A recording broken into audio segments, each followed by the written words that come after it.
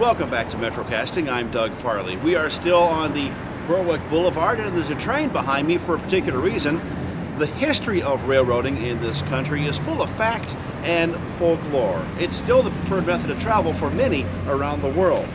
But for some, the love of trains goes much deeper.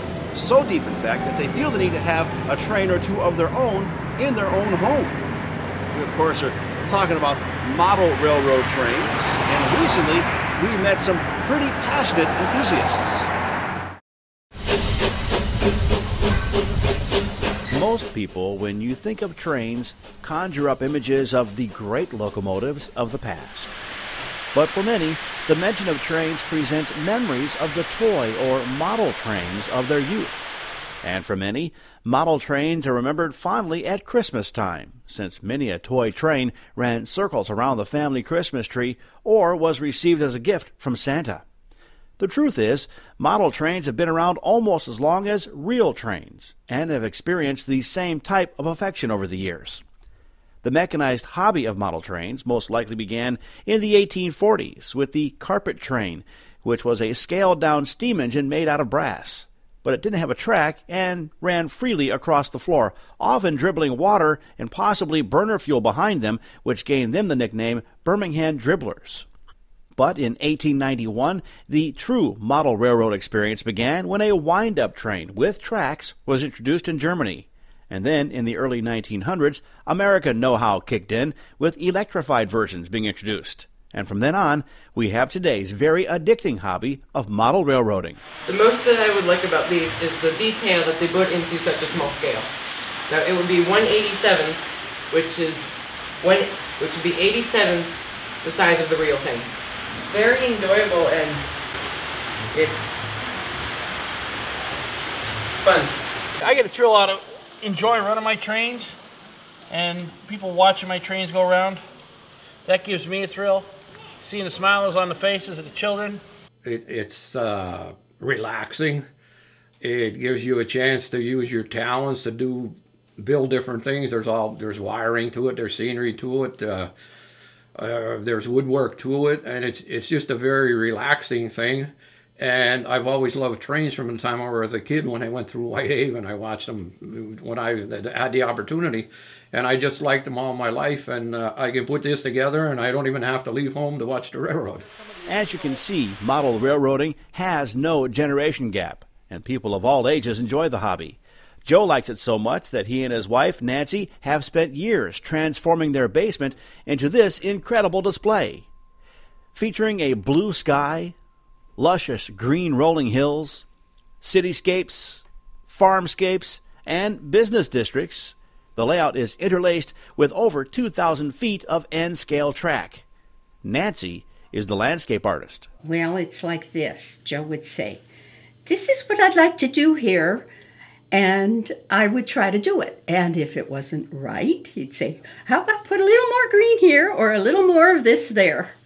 And we just worked like that. I'd say, tell me what you want, and I'll do my best. And it seemed to always satisfy him pretty well. Is this something that you enjoy doing? Oh, yeah. It's wonderful. It's kind of like when you're a little girl and you play with a dollhouse. Now it's just a little bit different kind of thing. But it's fun. You get into here and start working on it, and before you know it, the time just flies. And you see your progress in the end. But I sit now and look at it and I say, I don't know how I ever made all them trees. But it's nice, and it's what Joe wanted. The layout is in the house where Joe grew up, and he says he's wanted to put a display up like this in his house his entire life. I lived here. Actually, it was my grandmother and grandfather's house, then came down to my father, and then he passed it on to me. And we do things, and I thought, and when we finally remodeled it, when Nancy and I got together 18 years ago, we decided to remodel this, and we went through the whole house, and I said to her, you can have every floor but the basement, it's mine. And I kind of planned this thing. I mean, this might sound funny, but I could close my eyes and see this railroad before there was a thing in this room. I knew how the center would look, I knew how the walls would look. And then we kind of just put it together, and someone said, well, where's the blueprint, or where's it? It's in my head. I just know how it's going to be. And I would tell Nancy, and she'd say, I don't know what you mean, but put it together, and I'll landscape it. And that's kind of what we did, and it's turned out fine. It's everything I want. Now, the amount of time, effort, and money true aficionados put into their train sets can be staggering, but it's nothing like what is put into a public display. Public display, you could spend thousands of dollars, okay?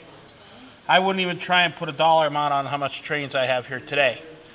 Home display, you could go ahead and get a train for $200, $300. For like public display, you know, you can even larger displays like for a model railroad or whatever, model railroad club, you don't buy sets anymore. You actually going out physically buying trains and buying engines or cars or whatever individual. For a home-based layout, finding the trains or landscape items you're looking for is now easier than ever thanks to the internet. Oh, Joe finds it all over in the hobby shops. He gets on that computer and he can find anything he's looking for. Yes, he gets things from all over, New Zealand, Baltimore, California, Georgia, anywhere. He finds it, especially when the grandson comes down. He says, come on, let's go see what we can find. I'm looking for this or I'm looking for that. And he'll find it. And then different people come in and they'll say, gee, why don't you do this? Why don't you do that? And I give it a little thought and we do it. What's underneath here, under every track there's a set of wires run all around the entire layout. There's also a staging yard down there that when this is completed, I can take a train down. I say down, meaning down underneath this. There's a 6-inch grade to go down to get underneath of what you see. And there's storage for 32 trains under there, 8 for each track, there's being 4 mainline tracks. And I can bring a different train out instead of having the same one going around and around and around. So that's basically what's underneath there, and then a tremendous amount of wires, naturally. You put them up permanently. Actually, I had mine out for a couple of years outside. I actually survived the blizzard in 93, 94, and 95, and then we took them down. Some of the track that's on the floor today was actually in that blizzard. And the nice thing was with the G-scale trains, as soon as the snow was cleared, I was actually able to turn the trains on in the middle of winter and just have some fun. That brings us to the different sizes of model railroading. They are based on the size of the model train when compared to a real one. For instance, the most popular scale is HO, which is actually 1/87th the size of a real train. Other scales include G scale, 1/24th size, or N scale, which is 160th size. They even go down as small as 222nd scale size, that's extremely small, and all the way up to the 1/3 or 1/2 size trains you find at places like Knoebels and other amusement parks. And then, of course, there are the full-size trains, which is where the love of model railroading, for most, comes from. Well, I'm 67 years old, and I was into trains from the time I was a kid with Lionel. And I just liked them. I like to watch the real railroad. I'm a railroad buff, I guess you could say. And I just wanted to do this through my whole life, and one thing or another would always put it off, but I was always interested in it until actually about 20 years ago. We were just talking. It's about 20 years that I started to gather this stuff, but it's just the last 5 years that I actually put it together. Oh, I enjoy this. It's great.